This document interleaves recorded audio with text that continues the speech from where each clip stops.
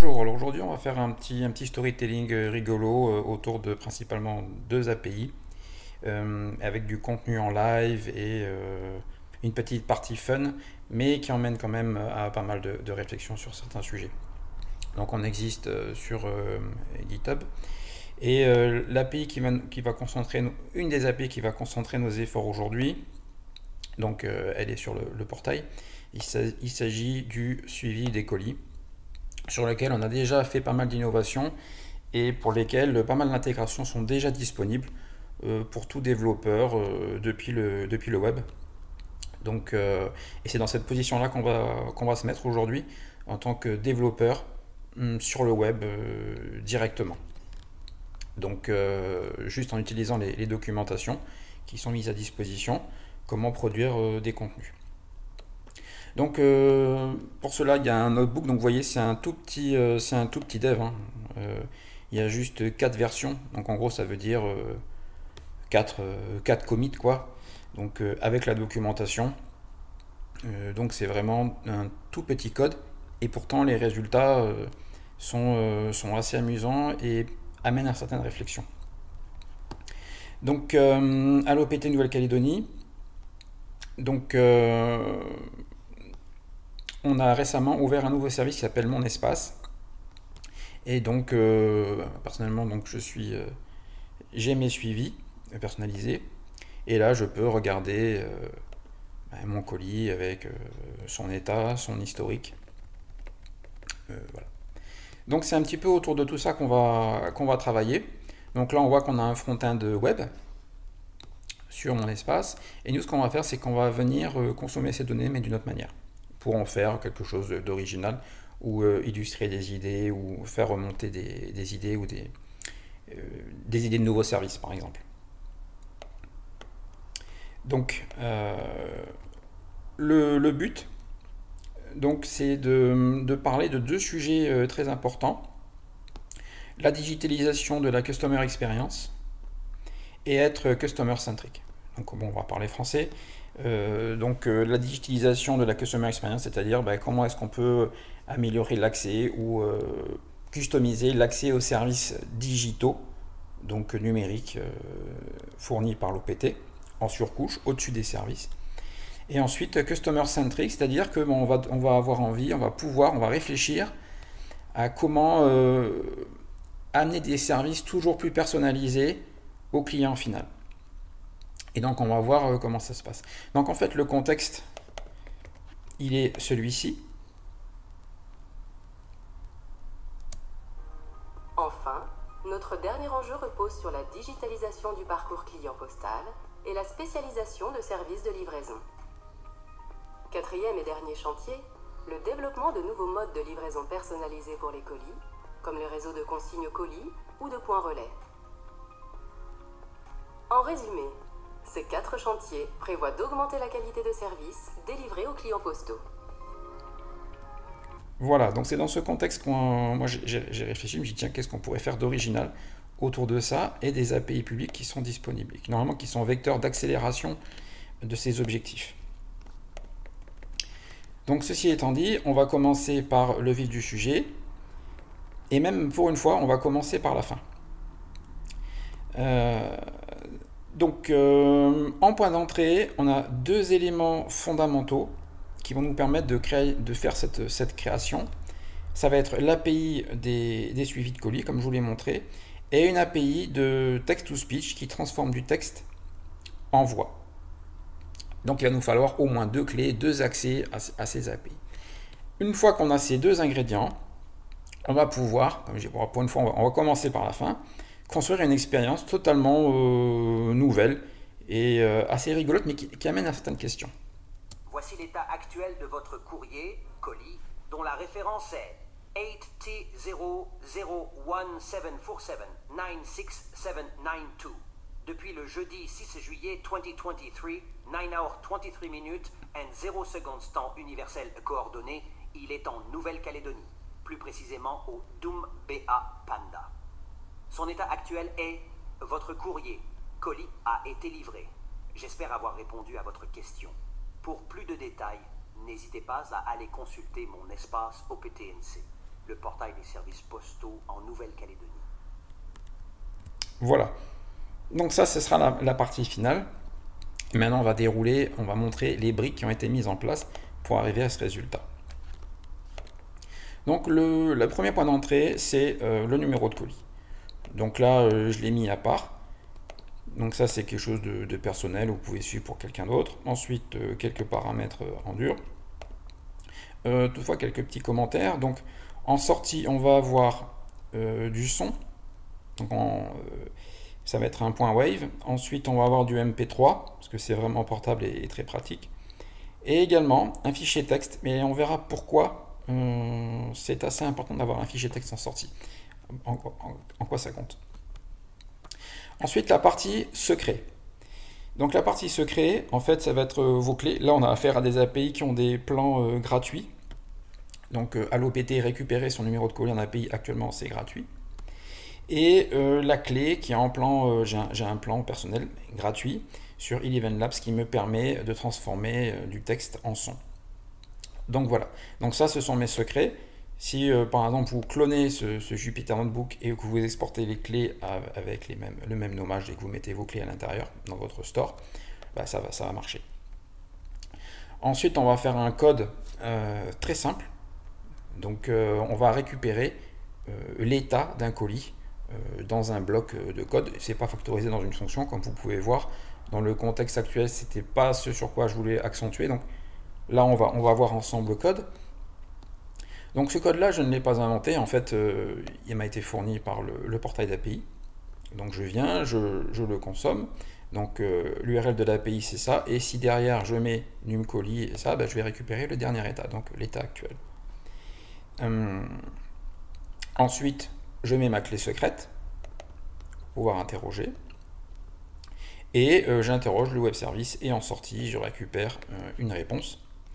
Et puis, au cas où, on va dire, je stocke les éléments de réponse, le pays où est le colis actuellement, le code ISO du pays où le colis se trouve, le nom du pays en toutes lettres, ensuite la date de l'instant du dernier état du colis. Évidemment, je renvoie l'ID du colis, quelques éléments de localisation, et ensuite la date, et l'état et le type d'événement, c'est-à-dire livré, en attente de livraison, etc. Donc maintenant j'ai toutes ces variables qui sont ici, puis on voit qu'on les ressort ici. Donc ça c'est la version brute, on va dire, pour les ordinateurs.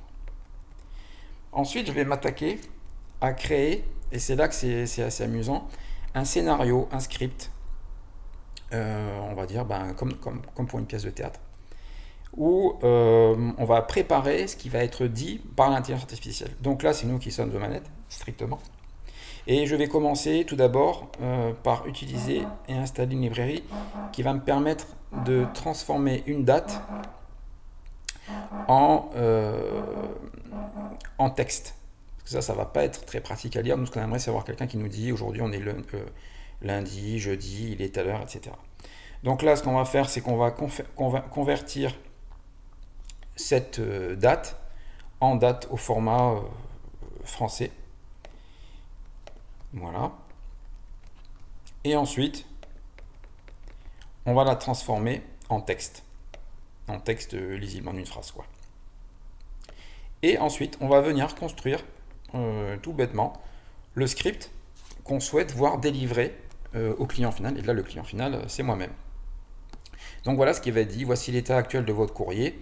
Donc là, je vais mettre un script qui va être générique, qui ne va pas dépendre du statut du colis. Donc c'est vraiment un statut d'état. Donc il n'y a pas de contenu vraiment spécifique à un état. Par exemple, si c'est en Nouvelle-Calédonie, il n'y a pas de...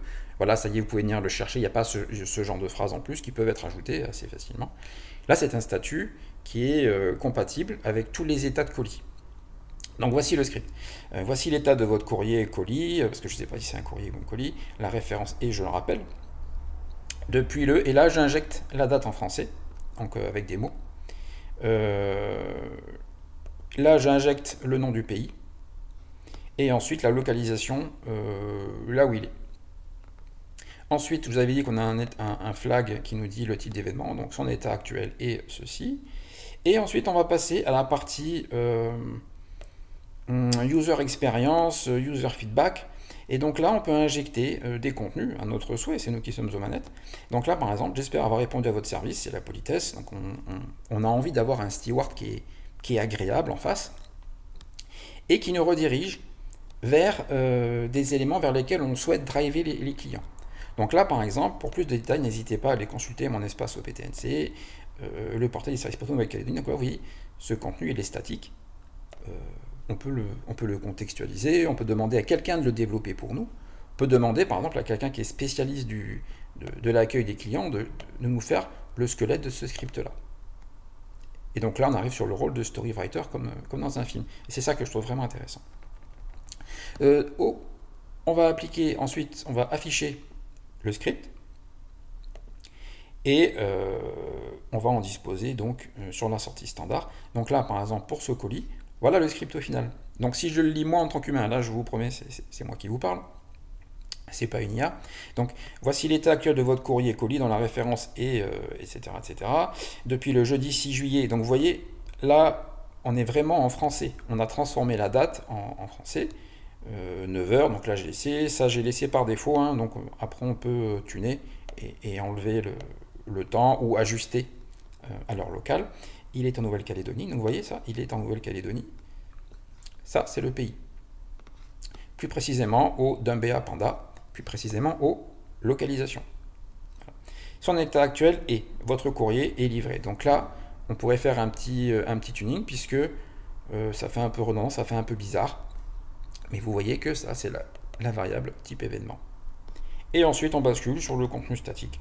J'espère avoir répondu à votre question. Pour plus de détails, n'hésitez pas à aller consulter mon espace au PTNC, le portail des services postaux.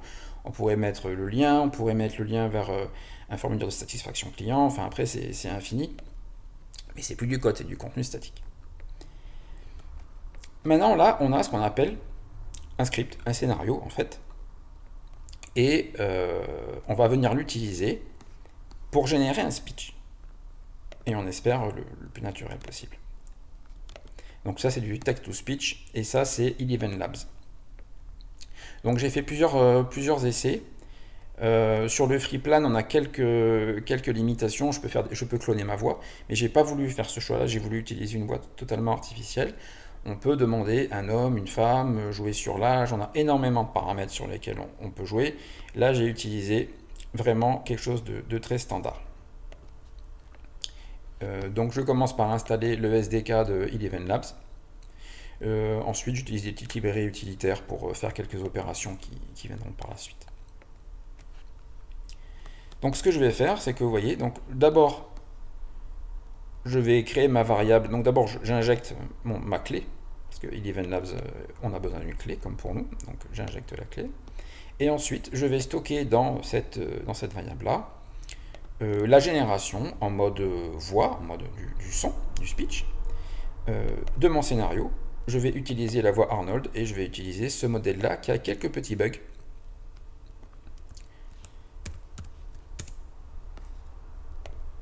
Il y a quelques petits bugs qui normalement sont référencés.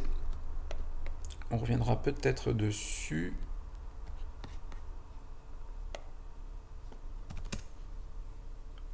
Je vais juste me positionner. Alors je sais plus si c'est là. Donc là on voit qu'on peut vraiment se servir, on vient faire nos courses, on choisit vraiment les voix qui nous plaisent le plus. Donc là c'est du tuning, hein, et là encore c'est un travail à part entière. Speech synthesis. Non.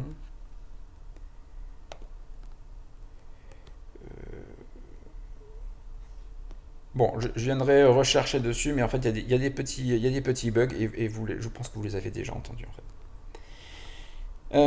Donc, j'ai mon audio, et ensuite, il y a plusieurs modes d'intégration de l'audio généré, mais là, moi, ce que je veux, c'est un fichier local pour pouvoir l'utiliser et vous le montrer. Donc, on récupère un point wave, par défaut, donc là, voilà. Et puis, j'aime bien le MP3, donc on va aussi l'exporter en MP3. Donc là, le boulot est fait. Et donc, normalement, ça nous génère un fichier son. Donc là, le MP3, dont le nom du fichier, d'ailleurs, est préfixé par le numéro de colis. Ça peut être pratique pour plus tard, pour indexer. Donc là, j'ai joué le code. Si je le joue, si je veux voir ce qui en est sorti, allons-y. Voici l'état actuel de votre courrier, colis, dont la référence est 80-0174. Voilà, donc là, le bug dont je vous parlais, c'est que la voix, elle a un contexte français, donc elle devine toute seule, mais parfois elle se trompe. Et donc là, sur les références et même sur les dates, souvent, elle bascule en anglais, avec l'accent anglais, comme vous venez de le voir. 96792. Depuis le jeudi 6 juillet 2023, 9h23 minutes and 0 secondes temps Voilà, universel ça c'est un bug. coordonné. Il est en Nouvelle-Calédonie, plus précisément au Dumbay à Panda. Son état actuel est votre courrier, colis, a été livré. J'espère avoir répondu à votre question. Pour plus de détails, Voilà, et là on bascule sur la partie statique plutôt marketing et communication. n'hésitez pas à aller consulter mon espace OPTNC, le portail des services postaux en Nouvelle-Calédonie. Voilà, donc là on a fait de bout en bout. Qu'est-ce qu'on peut faire avec ça? Déjà, c'est rigolo, c'est sympa. Le fichier, on peut le transporter, on peut faire énormément d'automatisation. Vous avez vu, le code, il est vraiment très simple.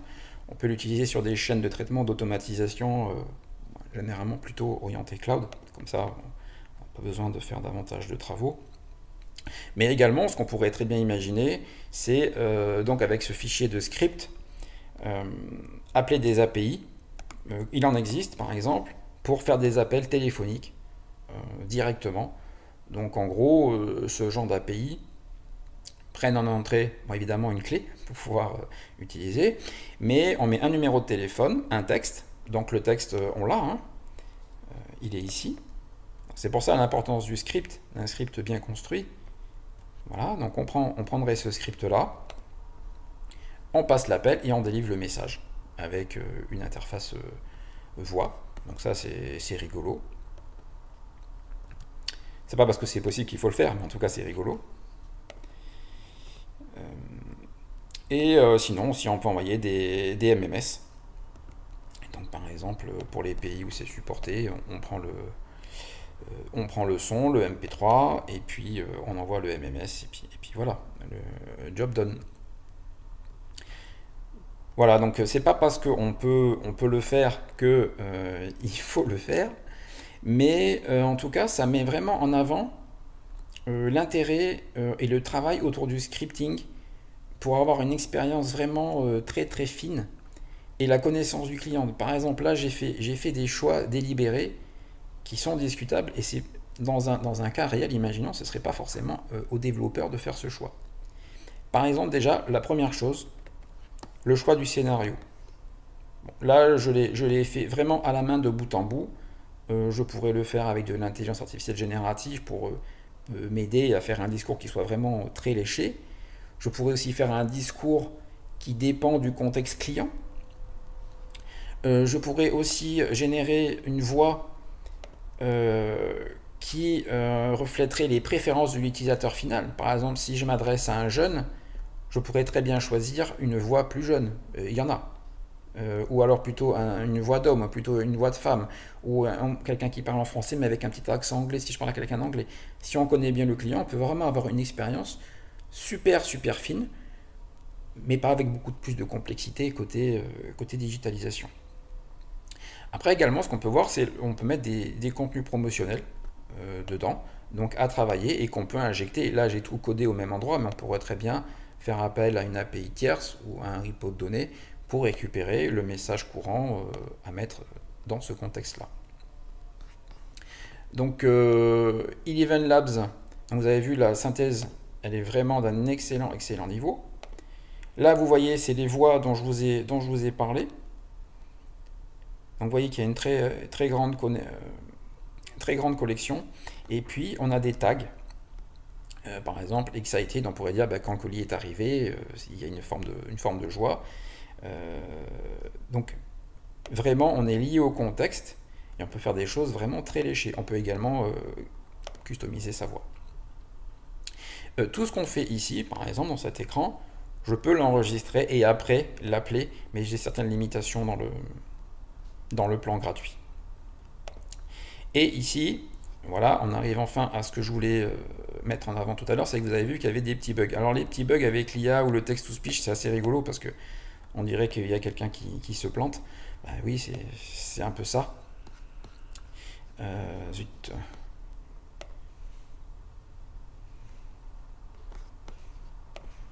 Voilà. Donc moi, celui que j'utilise, c'est celui-là. Parce qu'il fait plusieurs langages, on n'a pas besoin de lui expliquer que c'est du français, donc il le détecte tout seul. Nous, on a la chance d'être supporté, donc French. Donc toutes ces langues-là, on peut mettre le texte directement et il va détecter automatiquement comment prononcer le texte. Et là où on est le bug, donc c'est dans la limitation actuelle. Mais bon, finalement, c'est quand même assez mineur, vu la qualité de la voix en sortie. C'est que certains nombres et symboles pourraient en fait être prononcés de manière incorrecte. Alors oui, bah, il parle en anglais, quoi. Donc pour des meilleurs résultats, il faudrait les épeler. Donc là, ça veut dire qu'il faudrait que dans mon script, dans ma génération de script, je les fasse lettre par lettre, par exemple. Et là, ça marcherait. Bon, là, j'ai pas voulu parce que finalement, c'est pas si critique que ça. Et je suis pas dans un contexte de production. Mais en tout cas, si vraiment on veut avoir quelque chose de vraiment très très léché, vraiment impeccable, irréprochable, il va falloir s'attaquer à ça. Voilà. Donc ça clôt la démo. Et oui, donc pour finir, comme d'habitude, qu'est-ce qu'on a en entrée? Donc en entrée, en fait, on n'a rien, si ce n'est un numéro de colis et des clés d'API, en l'occurrence 2 clés d'API. Donc c'est tout ce qu'on a en entrée. En sortie, on a le MP3. Donc vous voyez, hein, le MP3 284 KB, le Wave à peu près pareil, donc c'est pas une question de volume, c'est une question de choix. Ben, là on laisse à l'utilisateur final le choix. Le fichier est préfixé avec le numéro de colis, comme ça c'est pratique pour l'indexation. Également, on a le script, voilà, en texte, et on peut le télécharger ici. Qu'est-ce qu'on va faire ensuite? Donc là, on a le MP3 et dans la démo, je vous ai quand même teasé avec ce contenu rigolo qui finit et qui est... donc ça, en fait, ça a été réalisé. Donc ça, je ne l'ai pas industrialisé, mais c'est possible.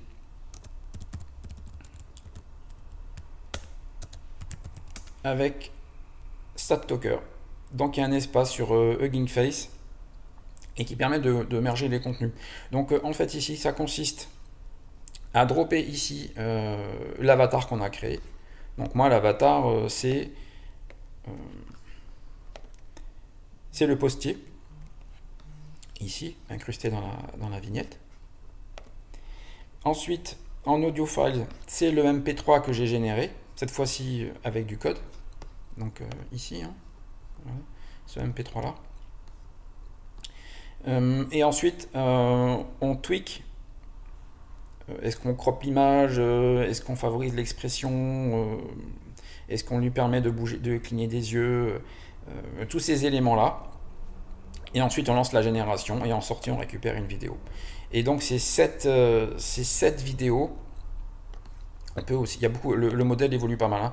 Donc là, par exemple, on peut mettre une vidéo d'inférence pour lui dire, ben voilà, on voudrait que ça me ressemble à quelque chose comme ça. Voilà. Donc c'est cette vidéo qu'on va récupérer manuellement et que je vous ai montré ici comme teaser. Voilà. Ça, c'est le résultat d'une compilation lancée. Alors c'est assez consommateur en GPU, donc si on veut le lancer, il faut vraiment avoir une machine costaud ou avoir un plan spécial sur Google Colab par exemple. Le plus simple, c'est l'espace qui est mis à disposition, on peut l'utiliser, il y a un système de queue, mais quand même, on arrive à de beaux résultats et surtout c'est marrant. Voilà, ça clôt la démo, donc j'espère que ça donnera de l'inspiration et surtout la partie screenwriter, on va dire, qui est vraiment intéressante. Et qui permet de réfléchir à pas mal de sujets. Ce notebook il a une particularité, c'est qu'il est entièrement hard-codé, donc je lui donne des valeurs en dur. On pourrait imaginer des scénarios où les variables d'entrée, où les contextes sont un peu plus mous, un peu plus human-friendly, et ça sera peut-être l'objet d'une autre réalisation, d'une autre approche. Voilà. Donc le code est là, vous pouvez venir l'utiliser et puis le customiser avec vos propres colis et puis vous amuser à générer des voix ou à tuner des voix ou alors directement aller jouer avec Eleven Labs pour d'autres projets. Voilà, ce sera tout pour aujourd'hui et puis bon hacking, développez bien et amusez-vous bien. Venez vous amuser avec les API de l'OPTNC, il y en a vraiment des super cool et c'est pas fini. Bonne journée!